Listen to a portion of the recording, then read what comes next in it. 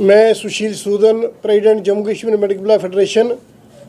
आज की प्रेस वार्ता का मेन हमारा जो है कि हम lieutenant governor his excellency doctor Manoj Sinha ji जो हैं और जो चीफ सेक्रेटरी हमारे डॉक्टर अरुण मेहता जी, हम उनके Jammu Kashmir medical employ federation के तरफ से दिल से आभारी हैं कि उन्होंने हमारी बहुत सारी डिमांडें थी जिनमें उन्होंने पर्सनल इंटरेस्ट लेकर हमारी डिमांडों को हल किया है। उसके साथ हमारी कुछ डिमांडें अभी भी जो हैं पिछले 30 साल से अभी भी जुड़ी हुई हैं। मैं उन डिमांडों के बारे में आपसे गुफ्तगू करूंगा कि एक पहली डिमांड जो हमारी 2211 का परमानेंट सोल्यूशन है। पूरे हिंदुस्तान में रीएम्बर्समेंट स्कीम चल रही है। रीएम्बर्समेंट स्टेट बजट में उसको रखना पड़ता है, सेंटर का पैसा आता है तो उनको मिलता जाता है। अभी भी हमारे जो परमानेंट मुलाजिम है 2211 हेड में, उनको 4-4 महीने 6-6 महीने से तनख्वाह नहीं मिलती। मैं आपके माध्यम से उनको ये रिक्वेस्ट करना चाहता हूँ कि इसको प्रायोरिटी पर लेकर इस डिमांड को हल किया जाए। उसके साथ जो फार्मेसी का नॉमेनक्लेचर है पूरे हिंदुस्तान में चेंज हो गया है और अभी जम्मू कश्मीर जो है हिंदुस्तान के साथ जुड़ी हुई स्टेट है, यूटी है, उसको भी नॉमेनक्लेचर चेंज किया है यहाँ पर भी। उसके साथ जो हमारे 5 साल की जो ट्रांसफर चल रही है उनमें जो लाइफ सेविंग ड्रग्स अब या वो पर्सनल ले रहा है या उसका परिवार का ले रहा है या उसकी 1 साल सर्विस रहती है, उसको इस कायदे से बाहर निकाला जाए। चौथा, हमारा ओल्ड पेंशन स्कीम को लागू किया जाए।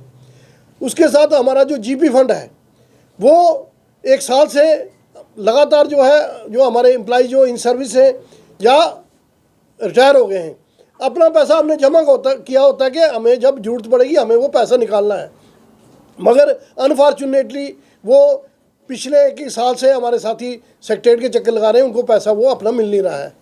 मैं आपके माध्यम से ये कहना चाहता हूँ कि यहाँ चीफ सेक्रेटरी साहब ने या गवर्नर साहब ने पूरा डिजिटलाइजेशन किया हुआ है स्टेट को, और डेवलपमेंट के बहुत काम किए, एम्प्लॉयज़ के बहुत काम किए।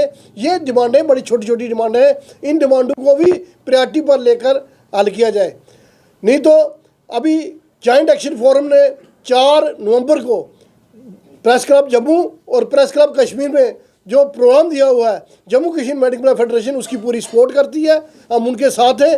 और उसके साथ साथ जो हमारी डिमांडें हैं उसके बारे में भी हमने जैसे आपके से हमने आपसे डिस्कस किया है, उनके ऊपर भी गौर खोर किया जाए और प्रायोरिटी में इन डिमांडों को हल किया जाए। तो जैसे कि आपने एलजी साहब की बात की कि एलजी साहब ने काफ़ी ज़्यादा जो है आपके डिपार्टमेंट को देखा और डिमांडें भी पूरी की गई हैं, तो कुछ डिपार्टमेंट्स के लोग हैं जो एलजी साहब से नाराज़ भी हैं कहीं ना कहीं, मगर आपके डिपार्टमेंट में ऐसा क्या था जिन्होंने जल्द से जल्द आपकी डिमांड्स को सुना और उसको पूर्ण भी किया? देखो, हमारा पिछले 3 साल से जब से ये यूटी बना है तो हमारा जो फार्मासिस्ट की रजिस्ट्रेशन का मसला था वो 25,000 बच्चा है और 5,000 एम्प्लॉइज़ हैं जम्मू कश्मीर और लद्दाख के।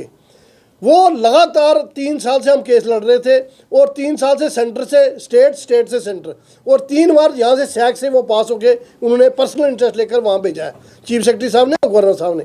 आज वो 30,000 बच्चा जिनको अगर एम्प्लॉयमेंट नहीं मिलेगी तो वो अपना रोज़गार कमाने में उनको केमिस्ट एंड ड्रगिस्ट का लाइसेंस मिलेगा। बहुत बड़ा जो काम था हमारा वो उन्होंने किया है। उसके साथ हमारे 30 साल से 1992 में हमारा एक SR20 था, अमेंडमेंट के लिए वो सेक्रेटरीट में गया था। वो जब दिन निकल रहा था हमारी DPC रुकी हुई थी, वो 342 के रूप में वो निकला है। आज हम ये कह सकते हैं कि आज 6 महीने में हमारी DPC, अभी हमारी दूसरी DPC वो हो गई है। इसी के साथ बहुत सारी और डिमांडें हैं जो उन्होंने पर्सनल इंटरेस्ट लेकर उन्होंने हल की हैं।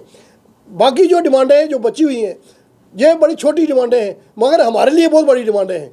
तो मैं आपके माध्यम से एक दफ़ा फिर उनसे रिक्वेस्ट करूँगा कि इन डिमांडों को भी हल करें और प्रायोरिटी पर हल करके हमें जो है साई ऑफ रिलीफ दें।